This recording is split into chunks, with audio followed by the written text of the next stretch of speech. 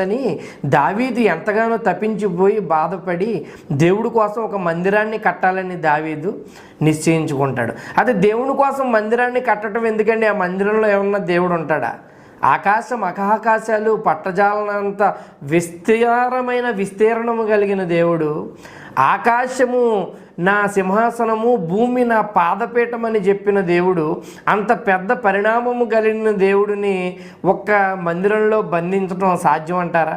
అది సఖ్యమయ్యే పని అంటారా? ఖచ్చితంగా కాదు. కానీ దావీదుకు వచ్చిన ఆలోచనను చూసి దేవుడు ఎంతగానో ఆనందపడ్డాడు. దానికి కారణం ఏంటంటే అదే భావన, ఆ ఎమోషన్ ఏదైతే ఉందో, దావీదులోని ఆ భావోద్వేగం ఏదైతే ఉందో, దేవుని యొక్క మందసము ఎండకి ఎండుతూ వానకి తడుస్తూ ఎట్లాగైతే బయట ఉండటాన్ని దావీదు జీర్ణించుకోలేకపోయాడో, తనలో తాను మదనపడ్డాడో, ఆ యొక్క ఎమోషన్ని, ఆ భావోద్వేగాన్ని దేవుడు చూడటం జరిగింది. అంతగానో ఆనంద